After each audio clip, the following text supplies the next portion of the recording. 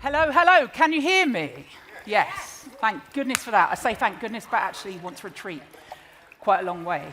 They just said to me, why haven't you taken your lanyard off? Here's the first problem that we're all going to get to. We all feel a little bit awkward. And that's what we're going to be over the next 50 minutes or so. A little bit awkward, and tell you how you two cannot be a little bit awkward. In the company of, they don't even like the title to this, Game Changers. That's right, each and every one of them. I'll go first, and then that way, I've done it, all right? The most exciting thing about coming here today was walking up Zig Our Way, which if you haven't seen it, is just outside. We came in, put the microphones on, and we're told there's a Spice Girls reunion, at which point we also would do something awkward and say which Spice... We're not doing that. We did do that. That was the other one. Privately. We're doing that, I think. My name's Caroline Barker, or if it goes really badly, where's Jackie?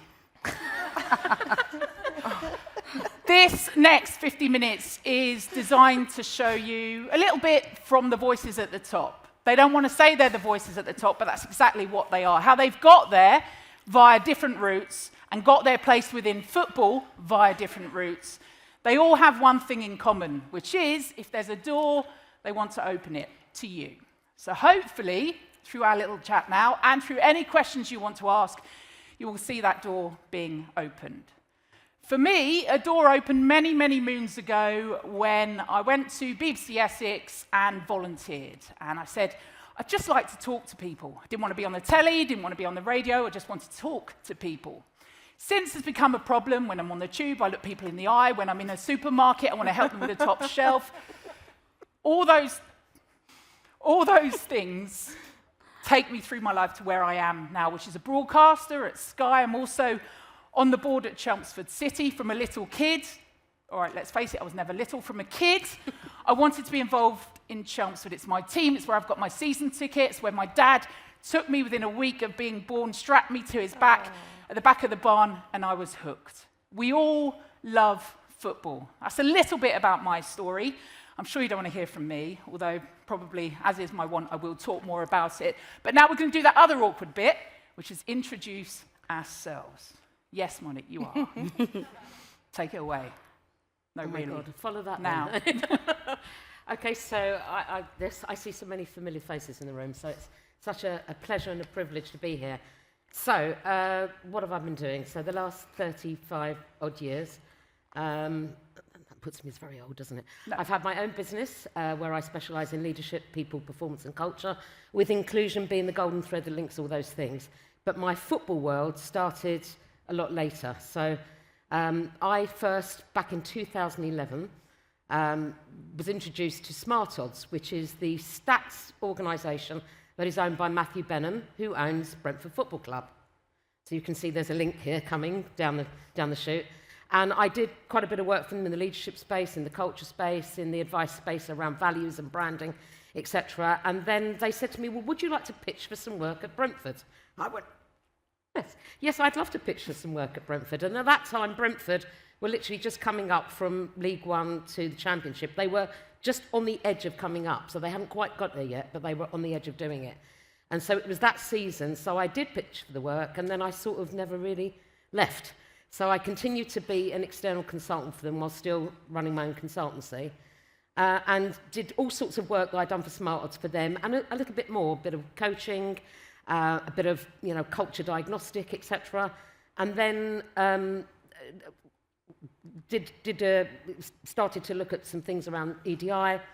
And then in 2017, somebody stepped down from the board, and Cliff Crown, who I knew very well, I tapped him on the shoulder, and I said to Cliff, there is a vacant space, and I know I don't look like all the people that are on the board. I know I look very different, and the fact I'm female, and they're not.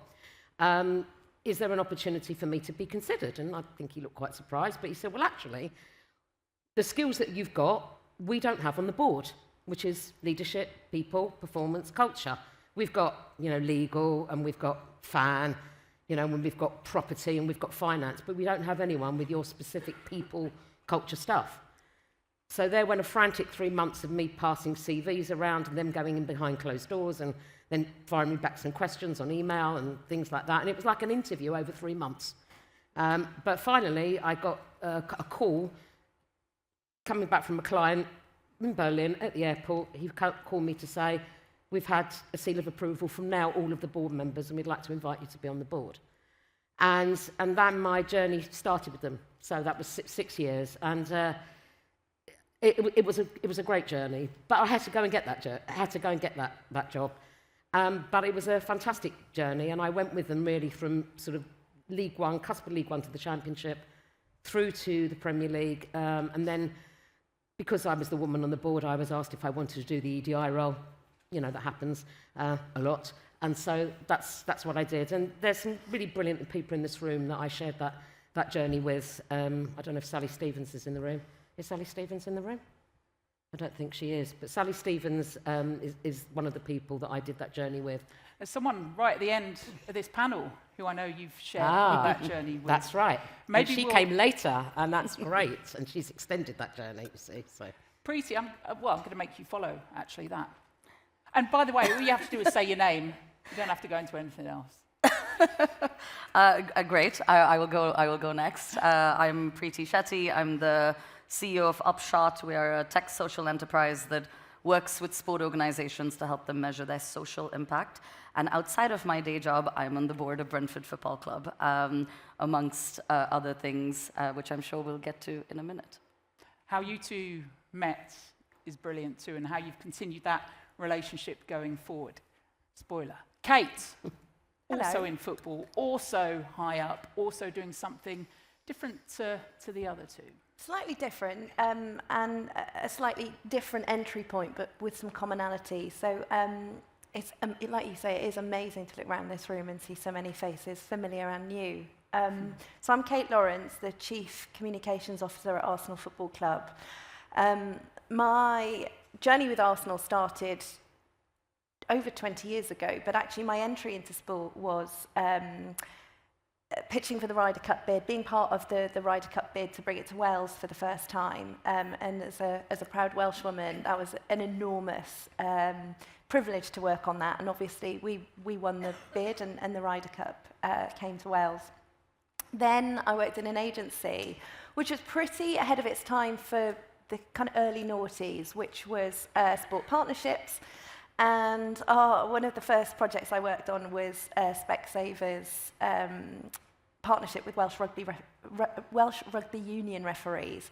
So I could feel there was a real interest in sport and the power that sport has to use its platform for the greater good, and not just in football terms, the 90 minutes and in between the white lines. But my entry into sport isn't too dissimilar to yours, which was making a little bit of a nuisance of myself with Arsenal. And I'd got a little bit of experience back home in Wales, but I was really, really keen to push on and just made a nuisance of myself. It was before LinkedIn and being able to find people's names and details particularly easily. And so I wrote letters, and I found the name of the head of communications at Arsenal at the time, Amanda Doherty, who's a real formidable trailblazer in football. And just knocked on the door several times, and until I think she just gave in and invited me in to become the comms executive.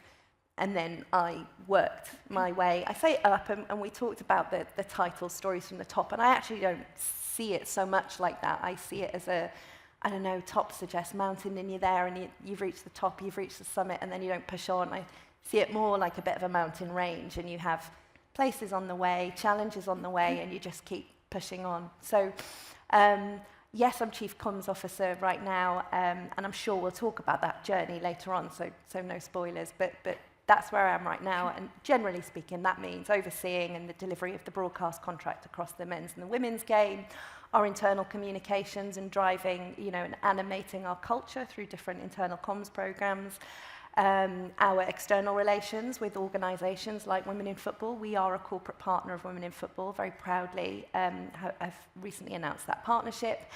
And then the PR and corporate, so everything from issues management through to the PR, the kit launches, and the exciting things and the brand that you bring to life through your comms through largely earned media. Brilliant. Something you've all said so far is about saying yes to something in terms of where you've got to and what you want to do next. Joe, I know that was your big thing. Oh, I'm just going to say yes and then see what happens. Oh, that's a good link. You should do that for a living. Hi, yeah, I'm Joe. I have been at Sky Sports for 23 years. So I have essentially, I sort of said yes to opportunities all the way through that have felt really different. So I think I think that's probably, you don't necessarily know how you're going to get where you're going to get to. But I started off as a junior runner making teas and coffees, and said yes to every opportunity in the meantime, which led me to all the way up the sort of the live producing pyramid, as it were, and everything that you learn in the meantime, but also to some really interesting and different stuff that I've really enjoyed. So I got to produce a live Saturday morning kids TV show with 120 screaming children on a Saturday morning for 3 years, which is more fun than it sounds. I got to work across new deals. I got to work with brilliant people on brand new tournaments and events. So that's definitely something that drives me. And I don't think I ever thought I'd be where I am now, and I don't know what's going to come next. But I guess if I'm in that mountain range, then it's sort of, I'm probably on one of the paths, and there's mountains on the other side, and I'm not sure what the top looks like or what it will feel like. But that's what I like to do. I think I've ever had a career plan. So my job now, I should probably say, is Head of Women's Sport at Sky Sports. It's a new role that was brought in a couple of years ago, and it's essentially there because Sky Sports' women's sport portfolio is really wide. We have an incredible number of rights. We are dedicated to growing those rights, but I am here to think about maximising the opportunities that those rights bring, because they are different, and I can see lots of people in this room who are very responsible, one right in front of me, for that job existing, but lots of people supporting within the space, because we believe that there's an opportunity there that we can't answer with what we do normally. So I'm there to find those opportunities and do more new stuff and say yes. Is it fair to say you'd quite like your job title to not be there in the future? Oh yeah, it's one of those ones. In fact, Anna, a woman called Anna who used to work at Sky, who's also fab, Anna Allerton, she always said she used to run our sportswomen programme on Sports News, and she always said the whole point of this sportswomen programme is that it doesn't exist anymore. And I think that's exactly right. You want it to be sport, but we know that that's not the case at the moment, and we know that there's discoverability issues, and there's lots that we want to do and lots that we want to change. But also, it's not going to be, lots of people have talked brilliantly about it and much better about it than I can do now, but we don't want to build it in the same image. We want to celebrate what's brilliant about women. We want to bring them to the forefront. We want to grow their brands and their ability to influence everybody, and we love what they do for us and how much we celebrate sportswomen. So getting to do that is really exciting. Can I just say, I hate being up here. I'm going to come down here because I want to hear what you've all got to say. And also, I think we should all give them a round of applause, because you are wonderful. And I don't know if I've blown the mic by going down here. It is awkward. So let's start with that title, Game Changers, Stories from the Top, and paying it forward. Because, Preeti, you'll have met wonderful women like this, wonderful people along the way, who have thought, how do I go on that next step? For you, someone sat here right now who wants to come and sit in this seat and be next to you next year, what's the one thing that you can take from your own story that has made you go, oh, that's probably what I did right, or maybe that's what I didn't do so right? Yeah, it's an interesting question, and reflecting on this and my career, I think sometimes the biggest breakthroughs come from the messiest moments. And it does come from saying yes to things. And if I go back to how I started and actually my connection with Monique, I used to work at the Football Foundation for nearly a decade. And back in 2020, 2021, I was buying Upshot from the Football Foundation, which was an incredibly weird position to be in, to work at an organization and then buy your business off of them. It was lockdown. I was on jury service. And I had recently applied to be on the board of Women in Football, and I didn't get it. And Monique called me and said, hey, there's a role going at Brentford. You should look at it. No promises, just encouragement. And I said, oh, okay. And we didn't know each other very well. It was just, she was on my interview panel at Women in Football, and that was the connection. And so I was on jury duty, and I looked at the role, and I thought, well, that's really interesting. And I initially thought it was for the community trust, because I had never seen a club go to open advert for a board position. And I felt like it was the wrong time. I was right in the middle of buying my business. I thought I was the wrong person, but I applied. And many, many, many rounds of interviews later, I got the job, right? And it was because, so often I think we think, oh, it's not right now, and I'm not right for it, and I probably couldn't do it, and this is such a bad time for me. And all of those things could be true, and it was probably the messiest time in my life, but it sort of led to something brilliant, right? And it took a little tap, a little encouragement, a little have a look at this. And I think sometimes those things are really important. And so my advice is there's never a perfect time for things, and don't just say no without looking at it, without trying. What's the worst thing that's going to happen? And I always think about, what's the saying? You will miss 100% of the shots you never take. Yeah. And I still, maybe to my detriment, say yes to everything. But you never know. And I think if you don't try, how do you know? Now, you could try and hate it, and that's fine, then don't do it again. You could try and not get it, so what? But it's the not trying in the first place that I think is the issue. Why did you tap her on the shoulder? Because I thought she had the right skills. I thought she knew the football landscape really well. I thought she was a person that builds good relationships. I think you build good relationships. Thanks. And I think you generally work hard. And I thought you had a different, more youthful voice than some of the voices that were already on the board. And I thought you could tap into environments and ecosystems that we wouldn't perhaps see. And notwithstanding, I thought you had an understanding of the diverse community of which we found ourselves in Hounslow, but was not really represented in our fan base, nor represented in the staffing of the club. And so it felt, but that wasn't the reason for me. The reason was that I thought it wasn't even ticking boxes. It felt like you were the DNA already, and that you would grow into that. And because I grew into that, I kissed a lot of frogs in that first year, let me tell you. I think I made some mistakes. I think I challenged rightly, I challenged incorrectly.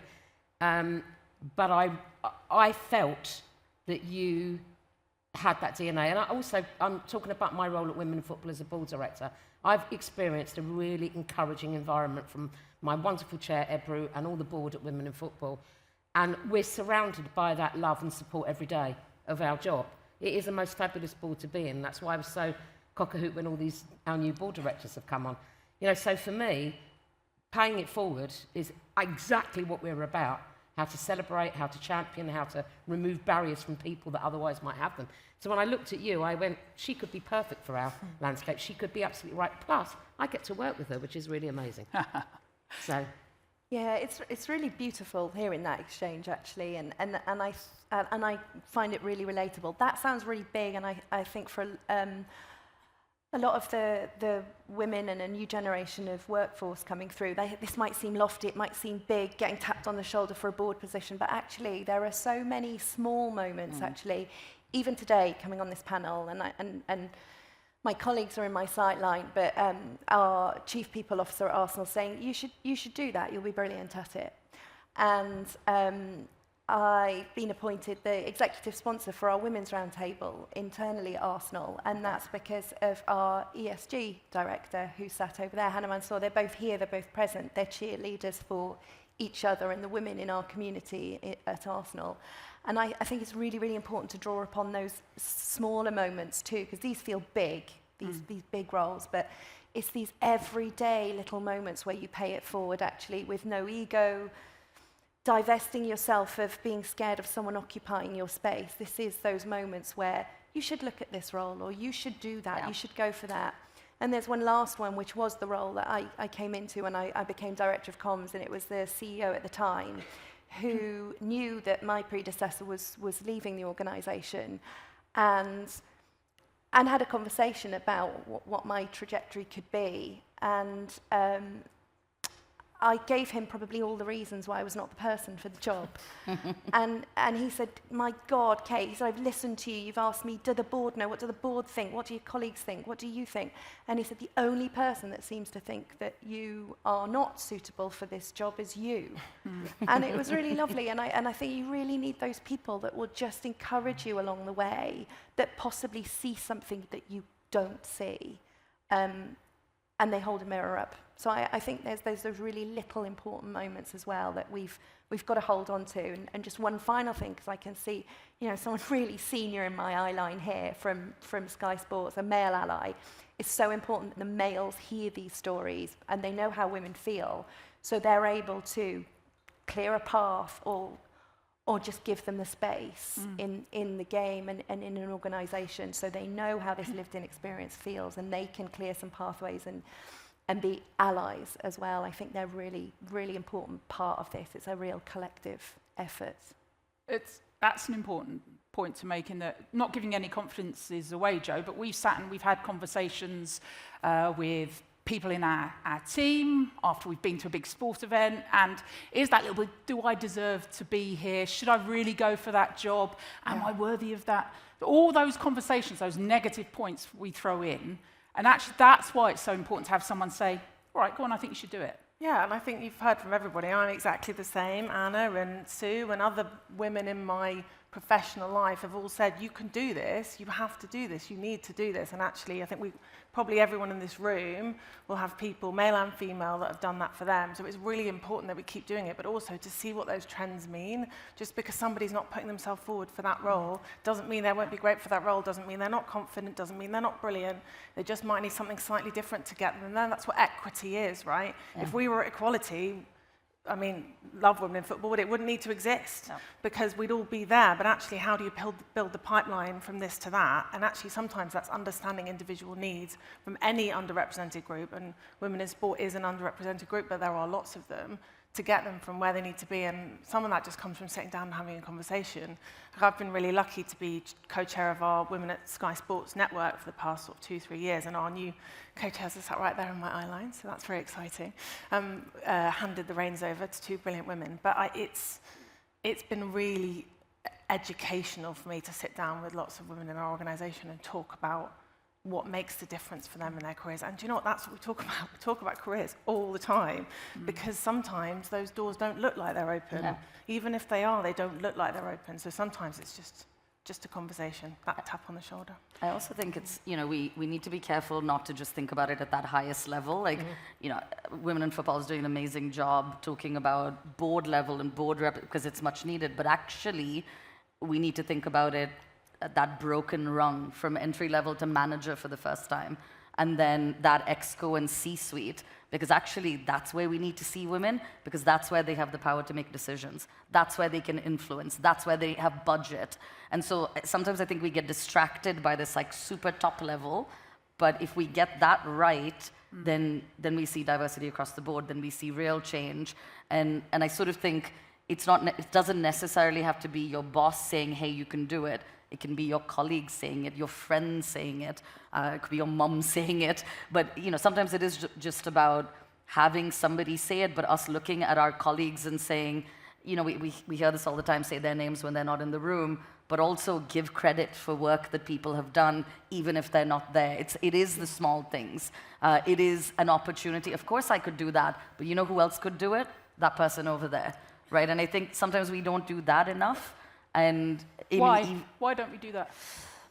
It's a good question. So I'll give you an example. In 2020, when lockdown and George Floyd, I was being tapped up for every Zoom panel you can imagine because there's not enough black women at a senior level in our industry. And I'm not black, but I'm of color. And it felt weird because I was like, and I would say, you know who you should talk to? An actual black person, because they probably feel more strongly about this than me. And the response I would get is, actually never mind then. And I was like, no, don't never mind then. And so I think partly we don't do it because it's hard enough to get on this floor in the first place. If you're then going, no, I won't do it, but somebody else, often they go, don't worry then. We'll just get, no offense, another man instead. And so it's already quite hard to then make that extra step becomes harder. Now that becomes easier when you've got a women in football where there's high levels of trust, where if I was to say this shouldn't be me, and I do think this, it should be Kamini, who is the person who's our Director of Equity and Inclusion at Brentford, who does all the work, and I take all the credit because I'm on the board, right? And so I think it's 2 steps. One is us saying it and doing it, and it's us all recognizing that we shouldn't have the same faces all the time. It shouldn't be the same people. And even if that means it's a more junior position, because that's it, you want a head off, you want the board director. If it is the partnerships manager, they may have more to say and it might be more meaningful.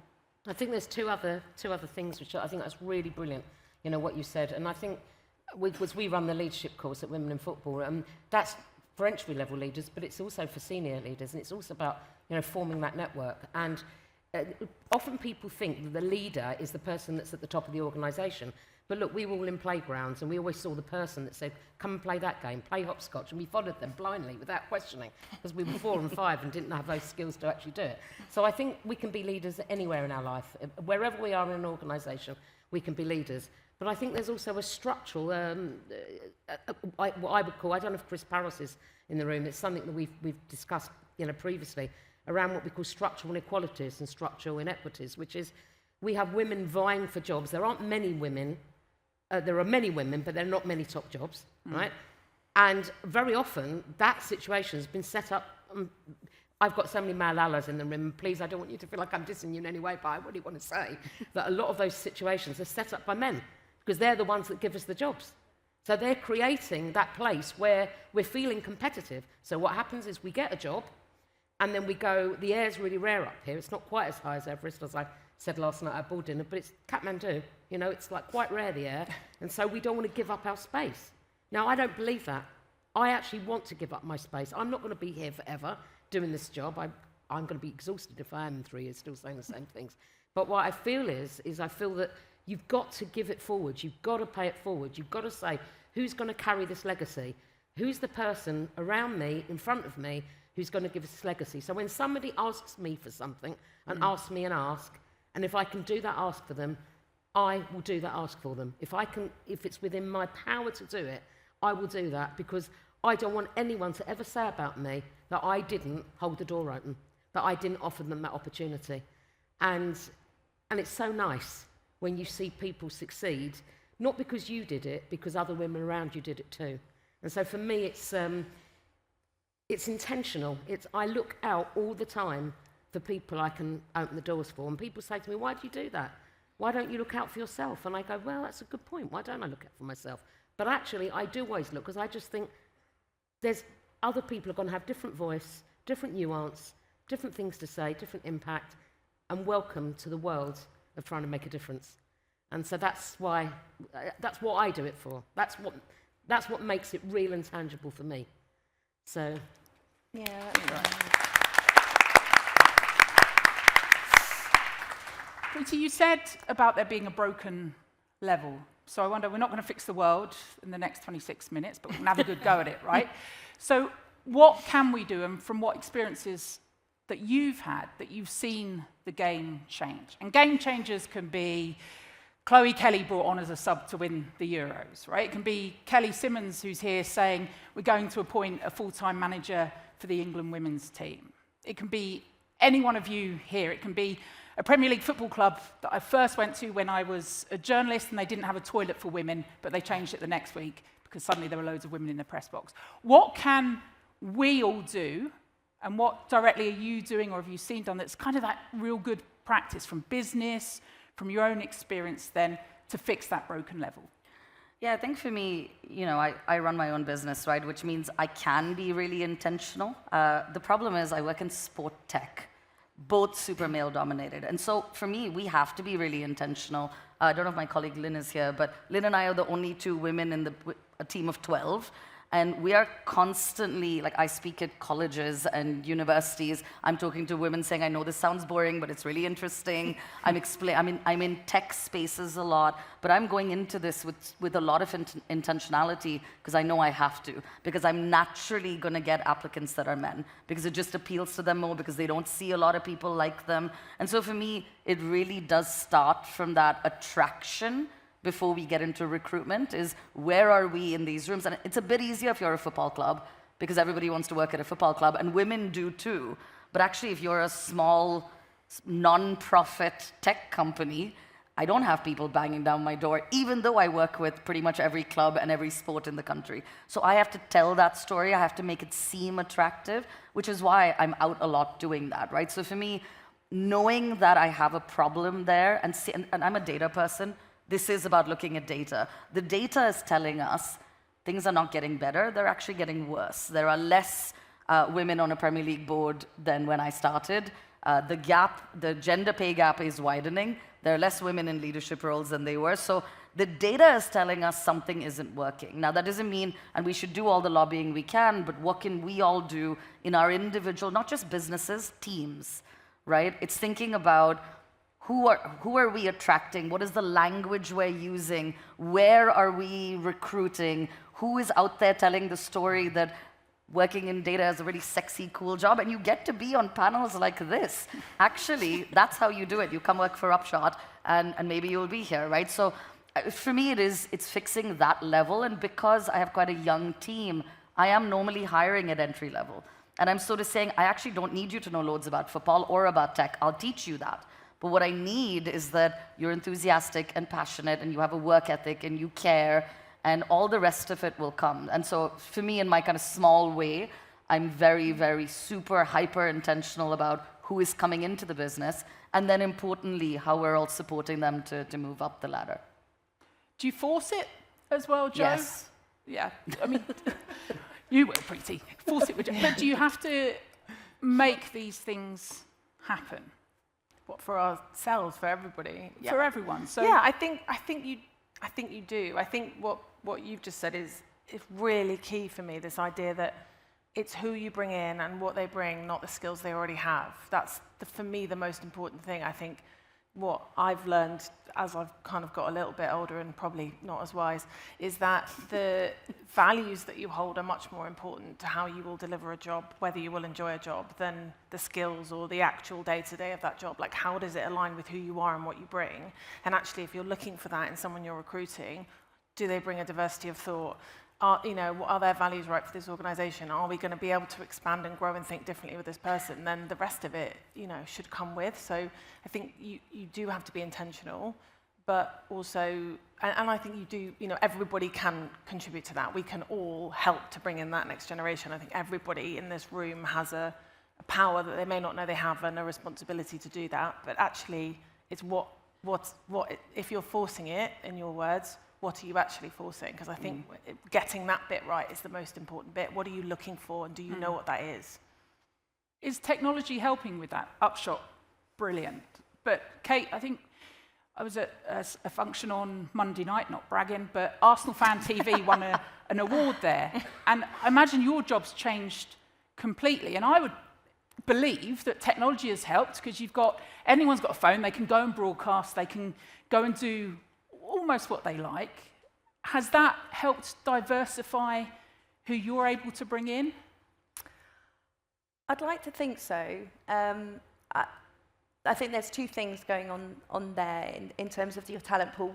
I'm in comms, and my chief people officer will often remind us of the importance of making sure we are intentional about showing up as a really inclusive club. So whatever we put on LinkedIn, our coverage around the women's game, the coverage around Amanda Ilstead coming back from maternity leave, the stories that we tell in different places, they have to be really, really intentional, because to Preeti's point, it starts before you start recruiting. It has to feel like an organisation that you want to be a part of and aligns to your values, and it feels inclusive. And when you are inside and you've been intentional and done positive action in a recruitment process, when you are inside, you feel like you belong, and it feels an inclusive environment. And we work really hard on that, and we have a revised EDI strategy that we're really putting firepower behind now. So it starts before someone comes through the door, and it continues.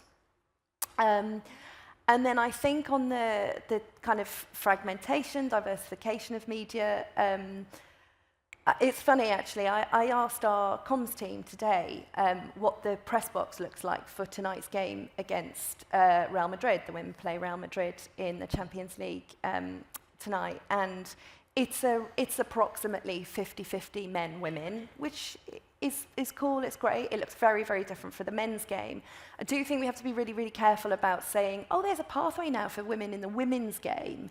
If people want to work in football, they want to work in football. Yeah. And I think it's a bit of a red flag for me that, you start putting female talent and pigeonholing them in women's sport, like you said earlier. You just want sport to exist for sport in and of itself. So, yes, I think there's more opportunities for people. Everybody's a publisher now, and everybody can be a journalist. And AFTV, they burst onto the scene. They looked very different. They sounded very different. And they were really disruptive, actually. To their credit, they were really disruptive. And the relationship with them hasn't always been easy for us. But you have to respect there is a disruption to the media and a disruption to the diversity that we will see, and that is a good thing. That is a really, really good thing. But I think we're still, we looked at the Chelsea press box for our game, and we're talking about single-digit percentage of female representation in the media for that game, for example, our men's Premier League game. So still a way to go. And I think just a final point, actually, on Arsenal's responsibility, and Scarlett's here, our comms manager, who largely looks after the Premier League and the Men's Champions League broadcast contract. We have to do, in football, some of you may know this, but you need to do a content session with a player before every Premier League game. And one of the broadcasters hadn't long come back from maternity leave, and she had no childcare. She was still breastfeeding. And she said to Scarlett, "Is it okay if I bring my daughter?" Scarlett was straight on it, finding a room, facilitating, making things happen, making things easy for the broadcaster, who I won't name, but we made it easier for her. So there's a bit of a responsibility on us as well to make it a welcoming place, make sure our provision, our press facilities are inclusive.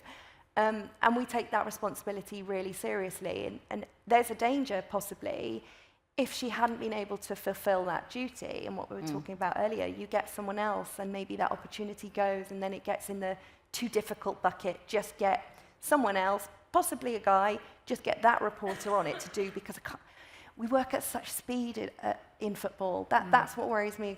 I promise this is my last point. That's what worries. That's what worries me sometimes in a recruitment process. We're in such a hurry. There's 3 live events a week at your football club, and so and we've increased our women's games at Emirates Stadium, which is a wonderful thing, but puts more strain on the organisation. Not that you would ever know it internally, because people are so energised by this acceleration of the women's game, which is one of our strategic priorities at Arsenal. But we're in speed to recruit, and so intentionality can sometimes, I fear, go out of the window because we haven't got the patience. However, can I just say, I don't know how many clubs actively say, "What's the makeup of our press box?" Genuinely, that's not something that everybody does. I wish it was all of our boardroom or of our...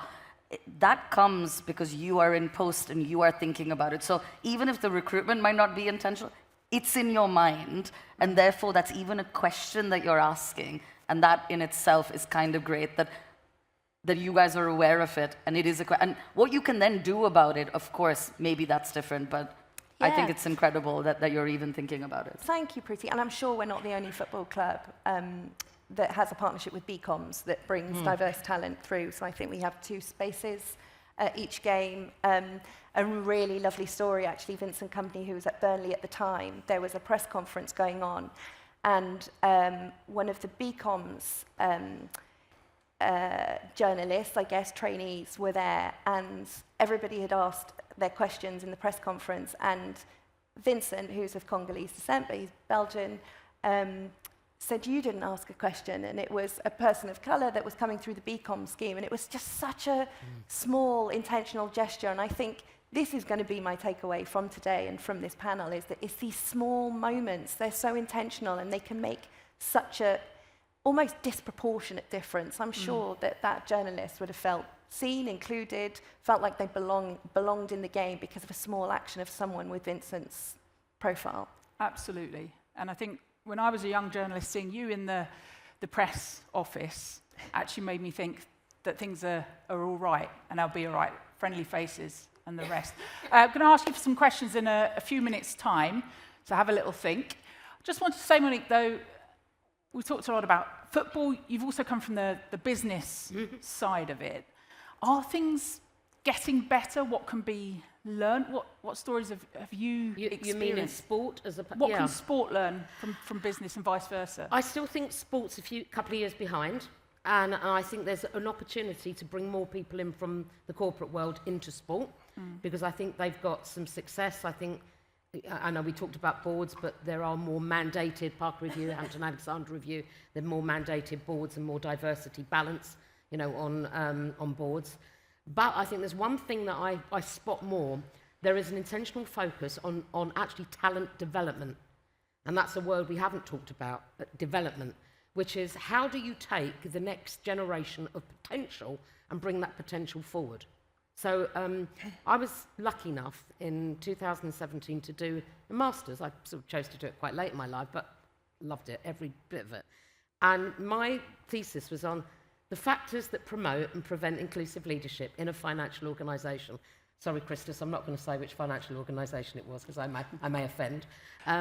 But one of the key things that came out of the research was how people squander the talent that they've got. They don't look for what the talent is and how do you develop that talent. And that might be creating bespoke opportunities for people based on their skills and talents. Maybe, as Preeti said earlier, looking for where they haven't got that talent and letting them go into that, but giving them a soft landing, giving them psychological safety so they can try out some things. Now, obviously, if you're at the face of where business decisions happen, you've got some risk there, but you can actually help work with that risk.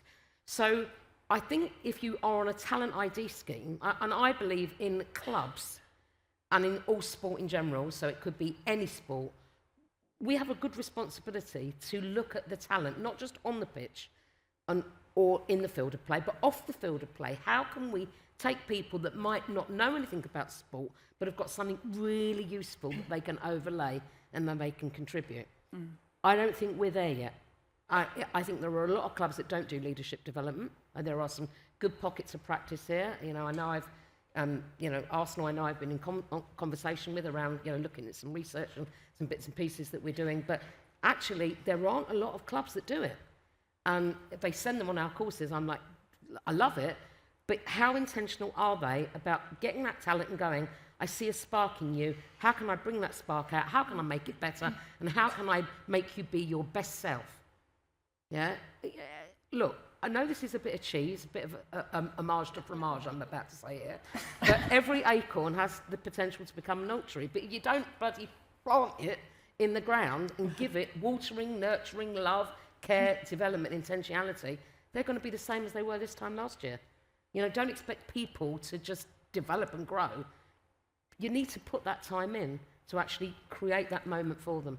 And Absolutely. I think that's where we can all pay it forward. How do you go and find the people and make them there? And those people, I've seen it in that organisation I work with, where people who were really under what I call really lower level management have come through to being senior managers because they said pathway development for everyone. And, for me, that's really inclusive leadership at the heart of it, but that's also really paying it forward. Too true, too true. Homage to fromage is actually the title of the Spice Girls reunion tour. Thank you very much. That's fine, you can have it. Right, anyone got any questions about anything? Love, life, the future? We've got some microphones over there. Over here, some questions. I'll come and do it too. I haven't got my steps up today, which is hard with my long legs. Oh, you got one? Oh, Laura Wolf, everyone. Woo! Well, thank you. Challenge, Annika. Sorry. Oh, I got this. Oh, you were just there. You make it all the way around. I just wanted to ask, obviously you've given us a lot of advice today, but what was the best piece of advice that you've been given by someone in your career? Everyone. It actually wasn't even that long ago. Ask for what you're worth.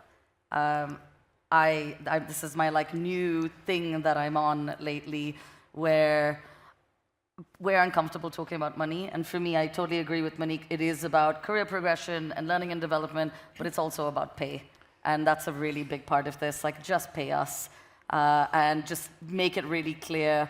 And I've always been too embarrassed to ask, and I've been on events and panels and then realized that the men next to me were getting paid. And when I asked them, they said, "You didn't ask." And I was like, I didn't realize that was a thing. And so I've made it a point now. All I say is, are you paying your speakers? Because if you're not paying any of them, no problem. Or if you have a good reason why, no problem. Or if it's a charity event, no problem. But if somebody is being paid, then I should be paid too. But I've realized it's for me to ask. They're not going to volunteer to pay me. And so that's the piece of advice that I now do all the time. Brilliant. Just on that point, Valeur, which you run, there's a piece on your website where you can put in how much you're paid. So you're trying to make it so that everyone knows what everyone's paid. Yeah, so our big new thing, I've just co-founded a new startup called Valor. We are aiming to tackle pay equity and pay transparency for women working in sport. The first way to do that is for us to, we're calling it Say the Pay, is for businesses to publish a salary or salary range for the jobs that they post. Because it's kind of crazy that you apply for a job and you don't know what the salary is. Yeah. And so we're trying to get companies to move away from salary competitive and just put a range. And our platform will launch hopefully in the next couple of months, where you'll be able to go in, put your salary, put your details, always anonymous, of course, and be able to benchmark where you are. This isn't just for women. There's no point of women benchmarking their salaries against other women. And so for all the men in the room, you want to know whether you're being fairly paid or not too. And so really this is a push to say, as a sector, as an industry, we should be transparent, we should talk about money, and we should all get what we deserve. Brilliant. Joe, coming down the line? I'm probably going to add to the fromage, but it's probably one you've heard before, but it was really pertinent to me when it was said to me is be yourself. It's too exhausting trying to be anybody else. Mm-hmm. And I think actually when you think about perhaps if you are an underrepresented group in the room or you are the only person saying something, then actually it's more tiring in the long run to go with the flow if it's not who you are, and you might as well just say what you think, and your voice is really valuable. But that sometimes takes too long to learn, so that was a big one for me. Yeah, I'm sorry, and I'm going to repeat it, and I promise you it was. I promise in my head I told you earlier. I should have written it down. Going to do that. No, I promise it's that. It's be yourself and be the hell it. Like that's what somebody told me, because I think I've spent so much time and wasted energy on all the things I'm not. All the things. I'm not a massive extrovert. I get things done quietly. I prefer to have one-on-one interactions on a kind of inclusive leadership or being an empathetic leader and all those things. That's my way.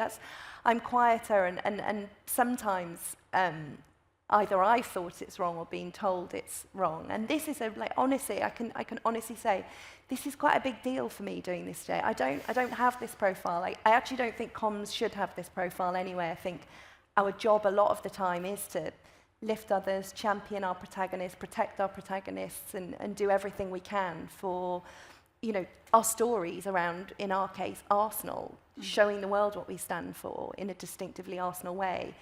But I think be at peace with it. I see people are very different to how I am and how I show up on LinkedIn as an example. And then sometimes the voice in your head, which is the one you hear the most, you should be doing that. You were part of that work. You did that. You made that happen. It doesn't matter, actually. It really doesn't matter. It doesn't matter to me, anyway. So find out what's important to you, your own motivation. Be yourself. Everyone else is taken. And do more panels, because you're blooming great. Yes, totally. Monique? Well, I think I might be saying something controversial here. Please do. Which is actually, we've taken about pay it forward, but I think you need to pay it back. And I went and thanked Cliff for that opportunity, Cliff Crown, the chair of Brentford, and I said to him, thank you for having the faith in me, thank you for not judging me, thank you for thinking I was up to it. I knew I was, because I'd been a board director before in the corporate world for a paid role, which I wasn't at Brentford when I first, when I was working there. So I knew I could do the job. So I went and thanked him profusely, and I said, thank you for, one, opening that door, giving me the opportunity, recognising my worth, thank you. And I always thank the people for the things they do. I always look for moments to catch people out doing something right. And I think part of payback is never forgetting who set the door open for you. And I think when you have a rarefied environment, people don't often say thank you. I don't always want the thanks. I'm not. But you know what? It's nice now again for someone to say to me, thank you for opening that door for me. I'm not going to lie. I like it. It feels good. It feels that the work I'm doing isn't just like, as I said last night, I don't know, the loneliness of the long-distance runner, you know, activating, making the world better for people. And actually, if somebody does something well, or somebody does something for me, I'd never miss that opportunity to go up to them and say to them, thank you for that. I really appreciate that. That came at a good time, a bad time, an indifferent time, but it came, and I am forever grateful for that. Thank you.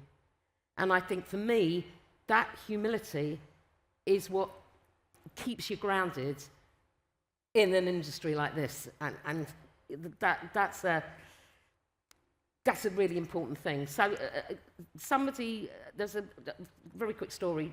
Sam Brown, I don't actually know if Sam Brown here, but she works at the London FA. And she came to me a couple of days ago and she said, oh, you offered me a bursary place a few months ago. And she said, life got really busy and I didn't take that up. Is it okay if I still take that up? And we made it happen. Louise Matthews, who's amazing at Women in Football. And we made it happen. And within 24 hours, you know, she's here. And do you know what she did this morning? I didn't expect it. She came up to me and she said, thank you.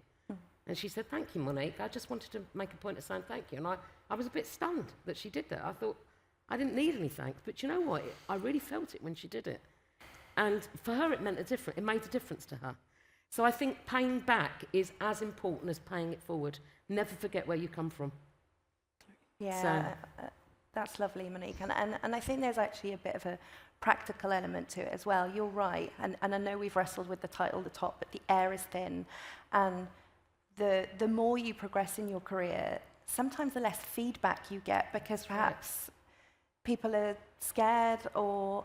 So then you don't know, actually. And I think we all, whether you have an ego or not, we all need a bit of validation and that understanding that you've actually done something that is worthwhile. Yeah, everyone wants a purpose. We spend a lot of time in this industry. It's relentless in football. You're always on and very rarely off. And I think, actually, those thank yous, or that was brilliant when you did that. I really appreciated that bit of feedback. Whatever it is, you know you're doing the right job, and it motivates you to do more. Isn't it? Yeah, and it sounds quite basic, but it's really, really important. But you so rarely get feedback. And one of the team, I think, wanted to give feedback to, I think it was our MD, Richard Garlick. And I said, do it, because you do realise everybody's saying the same thing. Oh, I don't want to do that because it'll look like I'm, you know, a bit sycophantic, or he doesn't want to hear from me. And then everyone thinks that, and then no one gives you any feedback. And so I think it's really, really important. And be the memorable person that's actually paid it forward, paid it back, and then actually driven some progress and validation. Absolutely. I'm sure I've said this before, Monique, but thank you. Oh, I know you have. You don't have to.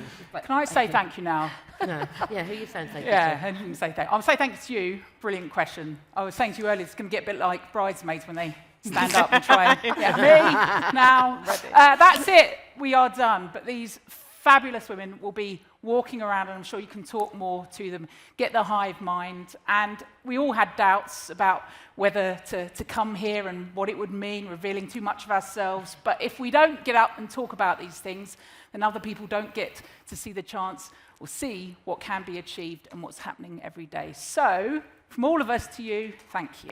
Thank you.